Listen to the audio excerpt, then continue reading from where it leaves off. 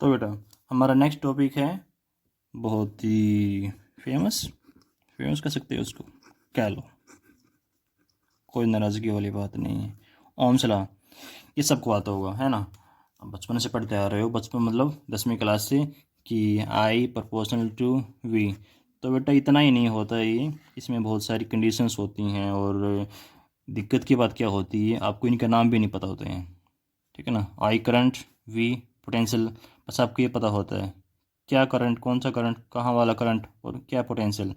तो आज इसको हम डिटेल में पढ़ेंगे कि क्या होता है ओम्स लॉ। चलिए बेटा, ओम्स लॉ बताता है क्या है, ये बताता है किसी भी कनेक्टर में कितना करंट फ्लो कर रहा है उसके बारे में।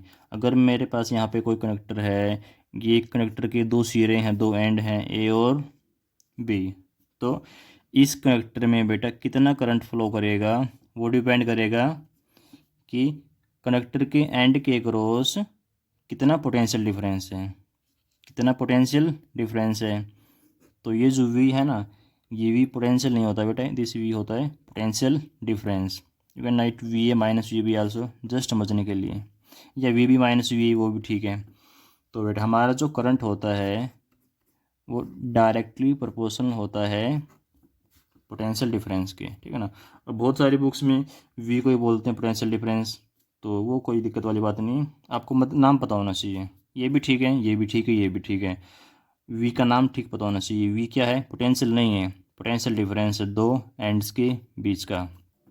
ओके, तो इतना ही पोटेंशियल मतलब इतना ही ओम्स लॉ कि जो करंट फ्लो होता है हमारे कनेक्टर में, वो that is directly dependent on potential difference between two ends. नहीं बेटा, इसमें एक दो कंडीशन होती हैं जो बहुत मेन होती हैं। ये जो बात है, ये जो फॉर्मूला है, तभी वैलिड है जब आपके कंडक्टर के आसपास का टेम्परेचर, यानी कि रूम टेम्परेचर और प्रेशर चेंज ना हो विद टाइम। तभी आप ये बोल सकते हो कि current is directly proportional to potential difference between the two ends of the connector, otherwise नहीं। तो I is proportional to V when, या keeping temperature, pressure etcetera quantities constant. ठीक है बेटा, लिख नहीं रहा हूँ, मैं बोल रहा हूँ, वरना वीडियो लंबी बन जाएगी। तो ठीक है, तो ये ओम्स लॉ होता है बेटा कि current flowing in a conductor is directly proportional to potential difference between the two ends of the conductor, keeping temperature, pressure etcetera quantities constant. So this is the proper definition of Ohm's law. ये नहीं है कि I proportional to V, I current है और we potential है ना, potential difference है we. ठीक है, तो अब देखो बेटा, यहीं से आप थोड़ा सा इसको एनालिसिस करिएगा ओम्स लॉ को। आप यहाँ से क्या बोल सकते हो कि आई प्रोपोर्शनल टू वी, या you can say V proportional to I, एक ही बात है। अब आपको पता है कि फिजिक्स में जब भी हम ये वाला साइन हटाते हैं, मतलब हटा के इक्वल टू लगाते हैं, तो हमको एक कांस्टेंट लगाना पड़ता है ना। तो आर क्या है, एक constant, R is a constant. इसी को मैं ये भी लिख सकता हूँ, V by I is equal to R is equal to constant. और जहाँ पे आर का नाम क्या बताते हैं हम, आप सबको पता ही होगा, आर होता है बेटा रेजिस्टेंस। अब रेजिस्टेंस क्या होता है ये हम डिटेल में पढ़ेंगे थोड़ी देर बाद। अब एक छोटा सा काम करते हैं, ये टॉपिक बहुत बार आता है पेपर में, कि आप ओम्स लॉ को डिड्यूस करिए, deduction of Ohm's law, deduction of Ohm's law, ला या लो, जो मर्जी बोलना है बोल लो, इतना अंग्रेज क्यों बनना है। डिडक्शन ऑफ ओम्स लॉ, हाँ जी, तो मतलब हमने ओम्स लॉ ये लेके आना है। अब बच्चे पता क्या करते हैं इसमें, बच्चे ये करते हैं कि using Ohm's law we know that V proportional to I, मतलब ये वाला काम कर देते हैं। बेटा ये थोड़ा ना डिड्यूस हुआ, ये आपको लेके आना है by some any method, any other method. Sir English ख़राब हो गई आपकी, बेटा अच्छी थी कब। तो देखो बेटा, हम स्टार्ट करते हैं अपनी फेमस इक्वेशन से, I is equal to N A e v d. अब मैं यहाँ पे क्या कर सकता हूँ, I can put value of V D, put करिएगा, I will be is equal to N A e, हाँ बेटा वी डी की वैल्यू क्या होती है, वी डी की वैल्यू होती है ई बाई एम और मल्टीप्लाई बाय टाउ। अब इसको सोल्व कर सकते हो आप। यहाँ से you will get I is equal to N A E square E by M tau.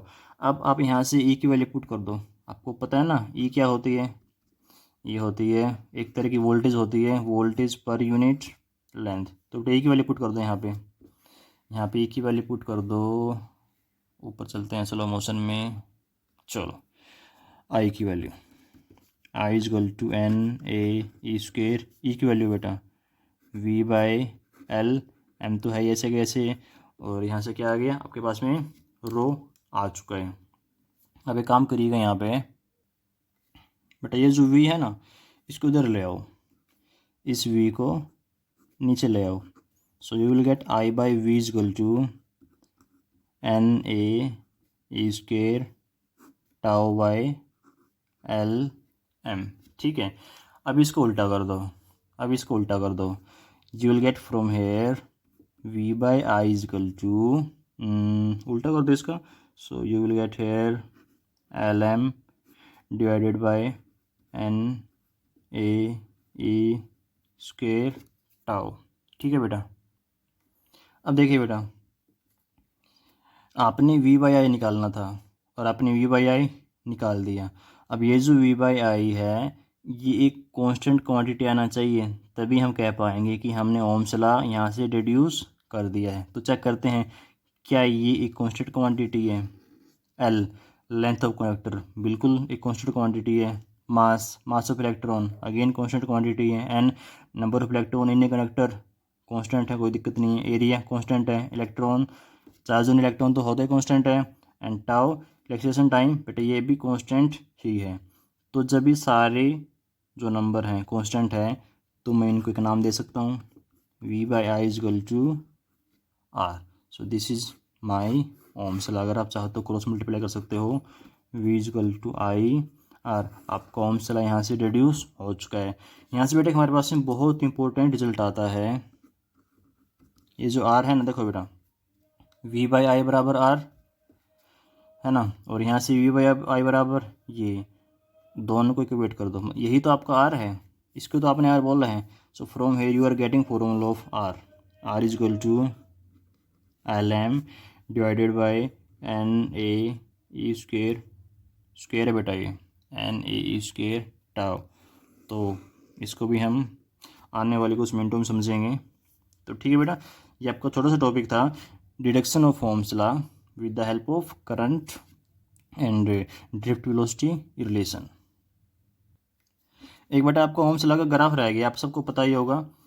Ohm's law क्या बोलता है कि आई प्रोपोर्शनल टू वी, या you can say V proportional to I, एक ही बात है। तो जब भी आपको पता है, जब भी हमारे पास में ऐसा कुछ रिलेशन आता है वाई प्रोपोर्शनल टू एक्स, तो उस केस में हमारे पास में जो ग्राफ आता है that is always a straight line passing through origin. So इसको आप बोल सकते हो वी, इसको बोल सकते हो आई, कोई बाउंडेशन नहीं है, आप इसको वी और इसको आई भी बोल सकते हो। तो बेटा ये हमारा ओम्स लॉ का ग्राफ होता है। ओके, तो ध्यान रखना। अभी चलते हैं नेक्स्ट टॉपिक पे। बेटा हमारा नेक्स्ट टॉपिक है रेजिस्टेंस, या पूरा नाम इलेक्ट्रिकल रेजिस्टेंस, जिसका सिंबल होता है बेटा आर। तो ये एक तरह की अपोजिशन होती है, it is a kind of opposition. क्या होती है अपोजिशन? अड़चन है ना, रुकावट, बाधा। It is a kind of opposition जो कौन प्रोवाइड कराता है? कंडक्टर है ना। It is a kind of opposition provided by the conductor, provided by the conductor. कब? जब उसमें से करंट फ्लो होता है, या जब कनेक्टर में से चार्ज फ्लो होते हैं, या यूं से जब कनेक्टर में से इलेक्ट्रॉन फ्लो होते हैं। ठीक है बेटा, एक ही काम होता है रेजिस्टेंस का, इलेक्ट्रॉन्स को कनेक्टर में से फ्लो होने से रोकना, या उनके रास्ते में, उनके मार्ग में अड़चन पैदा करना।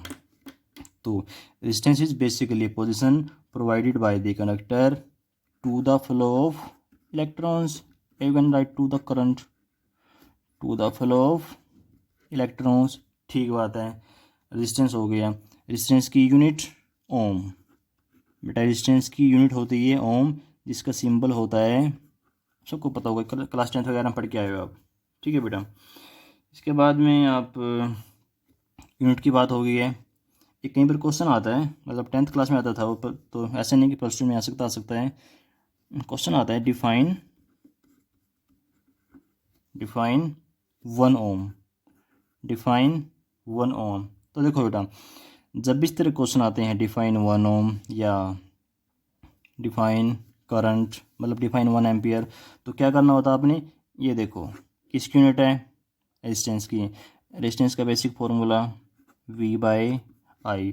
आपने ये बताना है रेजिस्टेंस 1 कब होगा, जब वोल्टेज कितनी हो 1, करंट कितना हो 1। तो जब आपकी सर्किट में पोटेंशियल डिफरेंस 1 है, करंट भी 1 है, उस केस में जो सर्किट के पास में रेजिस्टेंस होगा दैट विल बी 1 ओम। तो ठीक है, ऐसे क्वेश्चन आप करते आ रहे हो 10th क्लास से, तो ज़्यादा टाइम वेस्ट ना करके आगे चलते हैं बेटा। आपका जो अगला टॉपिक है वो है फैक्टर्स अफेक्टिंग रेजिस्टेंस। हाँ जी बेटा, तो हमारा जो रेजिस्टेंस होता है वो डिपेंड करता है 3 फैक्टर्स पे। सबसे पहले तो वो डिपेंड करता है लेंथ पे, लेंथ कितनी है, लेंथ ऑफ दी कंडक्टर। फिर बेटा उसके बाद वो डिपेंड करता है एरिया पे, एरिया ऑफ दी कंडक्टर। और बेटा तीसरी जो बात है जो हमारा डिपेंड करता है रेजिस्टेंस, वो डिपेंड करता है nature of material, nature of material of conductor. ठीक है बेटा, length of conductor, area of conductor and nature of material of conductor, मतलब जो आपका कंडक्टर है उसका नेचर क्या है, वो सोना है, चांदी है, लोहा है, कॉपर है, क्या है वो, ठीक है ना। हर एक अलग अलग रेजिस्टेंस होगा।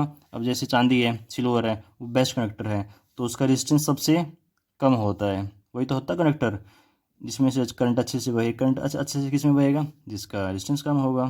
तो मतलब क्या हुआ, जो नेचर होता है मटेरियल का, लोहा है, चांदी है, क्या है, उस पर भी डिपेंड करता है रेजिस्टेंस। चांदी में सबसे ज़्यादा करंट बहेगा और सबसे कम लकड़ी में बोल लो, कागज़ में बोल लो, एक ही बात है। चलिए, अब समझने वाली बात है कि लेंथ पे कैसे डिपेंड करता है और एरिया पे कैसे डिपेंड करता है। तो इससे पहले एक छोटा सा टॉपिक पीछे रह गया आपका, कोज ऑफ रेजिस्टेंस।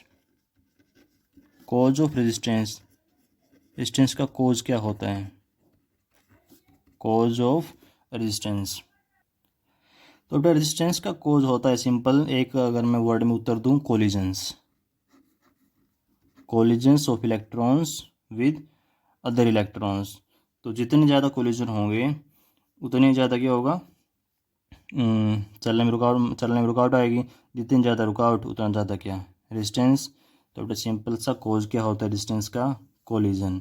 अगर कोलिजन ज़्यादा तो रुकावट ज़्यादा, कोलिजन कम तो रुकावट कम, रुकावट कम तो रेजिस्टेंस कम, रुकावट ज़्यादा तो रेजिस्टेंस ज़्यादा। अब आते हैं कि हमारा जो रेजिस्टेंस है वो लेंथ पे कैसे करता है डिपेंड, डायरेक्टली या इनवर्सली। तो बेटा यहाँ पे हमारा जो रेजिस्टेंस होता है वो डिपेंड करता है डायरेक्टली।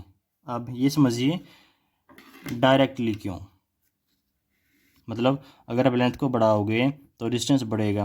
कैसे, ये मेरे पास एक तार है, इसकी लेंथ है L, तो इसमें कुछ इलेक्ट्रॉन्स भी होंगे, है ना, एटम होंगे, बेसिकली क्या होंगे, एटम होंगे। एटम के पास तो होते हैं इलेक्ट्रॉन। तो ठीक है, अब क्या किया मैंने, बेटा इसकी लेंथ को बढ़ा दिया, सपोज करो मैंने इसकी लेंथ को कर दिया 12। अब हुआ क्या यहाँ पे, एक्चुअली में जो नंबर ऑफ एटम थे ना, नंबर ऑफ एटम बढ़ गए। लेंथ बढ़ाने से, जो नंबर ऑफ एटम्स थे वो बढ़ गए मेरे। अब उससे क्या हुआ, सोच के देखो, अगर एक इलेक्ट्रॉन को यहाँ से यहाँ तक जाना है करंट बनाने के लिए, तो पहले तो उसको क्या करना पड़ रहा था, इतने नंबर ऑफ एटम से टकराना पड़ रहा था। अब उसके टकराने वाली चीज़ें एटम्स बढ़ गई, तो सीधी सी बात है अड़चन बढ़ गई, मतलब कोलिजन्स बढ़ गए, मतलब रेजिस्टेंस बढ़ गया। तो ठीक है बेटा, इस तरीके से, इस वे में मैंने आपको समझाया कि जो लेंथ पे डिपेंड करता है रेजिस्टेंस कैसे करता है।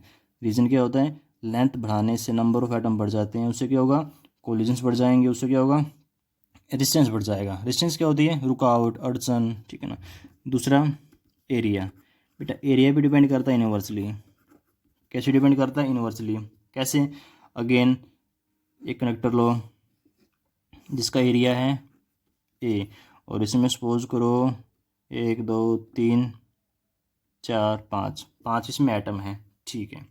अब इसी का मैंने एक केस और लिया, एरिया मैंने कर दिया डबल, इसका एरिया मैंने कर दिया डबल। अब देखो एरिया डबल करने से नंबर ऑफ एटम तो सेम रहेंगे बेटा, ऐसे नहीं 5 से 10। मैंने क्या किया, बस इसको एक तरह से ऐसे खींच दिया है, इसको स्ट्रेच कर दिया है। तो उस केस में क्या होगा, नंबर ऑफ इलेक्ट्रॉन्स या number of atom will remain same, लेकिन अब वो थोड़े खुले हो जाएंगे, 4 5। तो आप खुद सोच के बताइए कौन से केस में अगर एक इलेक्ट्रॉन को यहाँ से यहाँ पे जाना पड़े वो आराम से जाएगा। ऑफकोर्स जहाँ पे ट्रैफिक कम है यहाँ से आराम से जाएगा, है ना। तो और यहाँ से मुश्किल से जाएगा, तो मुश्किल से जाएगा मतलब क्या, रेजिस्टेंस ज़्यादा है, आसानी से जा रहा है मतलब रेजिस्टेंस कम है। तो यहाँ पे आपने एरिया बढ़ा दिया है, मतलब एरिया बढ़ाने से रुकावट कम, रुकावट ही क्या है, रेजिस्टेंस। तो एरिया बढ़ाने से रेजिस्टेंस क्या हो जाता है, डिक्रीज़ हो जाता है, ठीक है। रीज़न क्या है, बिकॉज जो आपके नंबर ऑफ एटम हैं वो अब क्या हो गए बेटा, थोड़े से खुले प्रेजेंट हो जाते हैं, क्या बढ़ाने से, एरिया बढ़ाने से। और तीसरा आपको मैंने बता दिया है कि नेचर ऑफ मटेरियल पे कैसे डिपेंड करता है। देखो बेटा हर एक मटेरियल के पास में अलग अलग फ्री इलेक्ट्रॉन होते हैं, जैसे सिल्वर है, सिल्वर बेस्ट कंडक्टर है, क्यों, क्योंकि उसके पास में फ्री इलेक्ट्रॉन्स बहुत ज़्यादा हैं। तो जितने ज़्यादा इलेक्ट्रॉन उतना अच्छा वो कंडक्टर, और जितना अच्छा कंडक्टर उतना रेजिस्टेंस कम। तो ठीक है बेटा, अभी चलते हैं अपना नेक्स्ट टॉपिक। आपको मैंने अभी फॉर्मूला बताया था रेजिस्टेंस का, अगर आपको याद हो तो, R is to ml divided by an, इसके बाद आपके पास था ई स्क्वेयर टाउ, ठीक है ना। इसका यूज़ करेंगे अब हम, इसका टाइम आ गया यूज़ होने का। अच्छा ये जो बेटा हमारे पास में दो यहाँ से रिजल्ट आए थे, यहाँ से मेरे पास एक फॉर्मूला बनता है रेजिस्टेंस का। कैसे, फर्स्ट रिजल्ट क्या कह रहा है, ये बात बोल रहा है, दिख रहा है ये, अभी दिख जाएगा बेटा। सेकंड रिजल्ट क्या बात बोल रहा है, ये बात बोल रहा है। दोनों को कंबाइन कर दो, L/A। अब ये साइन हटा के इक्वल टू को लगाओ, तो आपको एक कांस्टेंट लगाना पड़ेगा। यहाँ पे मैंने कांस्टेंट लिया रो, L/A। अब ये रो क्या है, रो का नाम होता है बेटा रेजिस्टिविटी, रो का नाम होता है रेजिस्टिविटी, या इसके का नाम और भी होता है specific resistance, specific resistance. Specific मतलब एक स्पेशल टाइप का है, ये रेजिस्टेंस ही होता है। वो स्पेशल टाइप क्या होती है अगले आने वाले 2 मिनटों में पढ़ेंगे, ये सस्पेंस पैदा कर रहा हूँ। चलिए तो अब रेजिस्टिविटी क्या होती है, it is a constant quantity, है ना।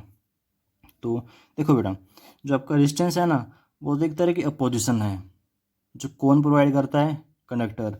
और जो रेजिस्टिविटी है वो एक तरह की प्रॉपर्टी है कंडक्टर की, जो क्या प्रोवाइड करती है, resistance. Resistivity is property of conductor, resistivity is property of conductor, या you can say material which offers resistance, ठीक है। बच्चे बहुत कंफ्यूज रहते हैं, रेजिस्टेंस क्या है, रेजिस्टिविटी क्या है। बेटा रेजिस्टेंस तो एक तरह की रुकावट है, अड़चन है, ठीक है ना, अपोजिशन है, जो कौन पैदा करता है, कंडक्टर। जिस प्रॉपर्टी से कंडक्टर रुकावट पैदा करता है उसको बोलते हैं रेजिस्टिविटी, ठीक है। जितनी ज़्यादा रेजिस्टिविटी उतनी ज़्यादा रुकावट, यानी कि रेजिस्टेंस। चलिए अब देखो बेटा ये जो मेरे पास अच्छा यहाँ से ये जो नाम है स्पेसिफिक रेजिस्टेंस, इसको डिफाइन करना चाहूँगा मैं कि स्पेसिफिक रेजिस्टेंस क्या होता है। मतलब है तो एक ही बात है, ये एक दोनों की एक ही परिभाषा है। अब इसको ये नाम क्यों दिया वो समझिए। इस वाले फॉर्मूला में आप लेंथ को 1 पुट कर दो और एरिया को 1 पुट कर दो। Length 1 metre, area 1 metre square. You will get R is equal to rho when L is equal to 1 metre, area is equal to 1 metre square. तो एक स्पेशल केस आ गया ये, है ना। एक स्पेशल केस आपके पास में आ चुका है ये। जब आपके पास में लेंथ 1 हो जाए, एरिया 1 हो जाए, उस केस में जो रेजिस्टेंस है वही क्या होगी, रजिस्टिविटी। इसलिए इसका नाम क्या दे दिया है, specific resistance. It is a special case of resistance, है ना। तो यहाँ से बेटा एक परिभाषा और बन जाएगी कि, अगेन मैं लिख नहीं रहा हूँ, एक परिभाषा और क्या बनेगी कि रेजिस्टिविटी और you can say specific resistance is a special case of resistance when length is 1 metre and area of cross section is 1 metre. किसका, कंडक्टर का। ठीक है, अब देखो बेटा, जो मैंने बताना था यहाँ पे, ये दोनों फॉर्मूले इनको कंपेयर करिएगा।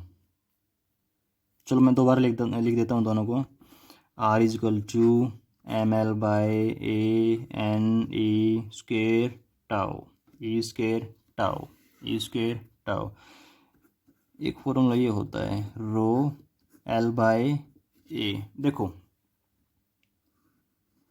L बाय A को छोड़ के जो बचा, L बाय A को छोड़ के जो बचा वो रो नहीं बचा। तो यहाँ से मेरे पास में रो का फॉर्मूला आ गया है, जो आपकी सारी 12th क्लास में यूज होगा, ठीक है ना, सारे यूनिट्स में almost. So rho is equal to, बेटा ये याद होना चाहिए, ये फॉर्मूला रेजिस्टेंस का आप याद करो ना करो, लेकिन रो का ये फॉर्मूला आपको याद होना चाहिए। तो यहाँ से रो का मेरे पास क्या फॉर्मूला है, M by N square tau. Resistivity का फॉर्मूला है ये, ठीक है। ओके, तो बेटा M क्या है, मास ऑफ इलेक्ट्रॉन, N क्या है, number of electrons, and E क्या है, चार्ज ऑन इलेक्ट्रॉन। टाउ का पता है, tau is relaxation time. Okay, अब एक काम करिए, यहाँ पे हम एक रिलेशन पढ़ रहे हैं, छोटी सी relation between resistivity and temperature. Relation between resistivity and temperature बस पता होना चाहिए, कॉमन सेंस से याद रखो। टेम्परेचर के बढ़ाने से, टेम्परेचर के बढ़ाने से ये जो टाउ होता है रिलैक्सेशन टाइम, ये कर जाता है डिक्रीज़। अब अगर टाइम डिक्रीज़ करेगा तो रो क्या होगा, रो विल इंक्रीज। तो सीधा सा मतलब क्या निकला, अगर आप टेम्परेचर को इंक्रीज करोगे तो रेजिस्टिविटी विल इंक्रीज, ठीक है। तो ये बहुत इंपॉर्टेंट यहाँ से रिजल्ट था। अब आपके दिमाग में क्वेश्चन आना चाहिए कि सर कैसे टेम्परेचर के बढ़ाने से ये जो रिलैक्सेशन टाइम था ये कैसे डिक्रीज़ किया। तो ये कोई बड़ी बात नहीं है, अगर आपको परिभाषा पता है रिलैक्सेशन टाइम की तो ये कुछ भी नहीं है। ये रिलैक्सेशन टाइम क्या होता है, दो इलेक्ट्रॉन के बीच के कोलिजन का टाइम, है ना। जैसे दो इलेक्ट्रॉन हैं, ये टकरा रहे हैं आपस में, तो दो लगातार कोलिजन के बीच का टाइम क्या है, उसको बोलते हैं रिलैक्सेशन टाइम। अब खुद सोचो, अगर आप टेम्परेचर बढ़ाओगे तो क्या होगा, इलेक्ट्रॉन्स में वाइब्रेशन स्टार्ट होंगे, इलेक्ट्रॉन उछलेंगे। अगर इलेक्ट्रॉन उछलेंगे तो जल्दी जल्दी टकराएंगे, जल्दी जल्दी कोलाइड करेंगे।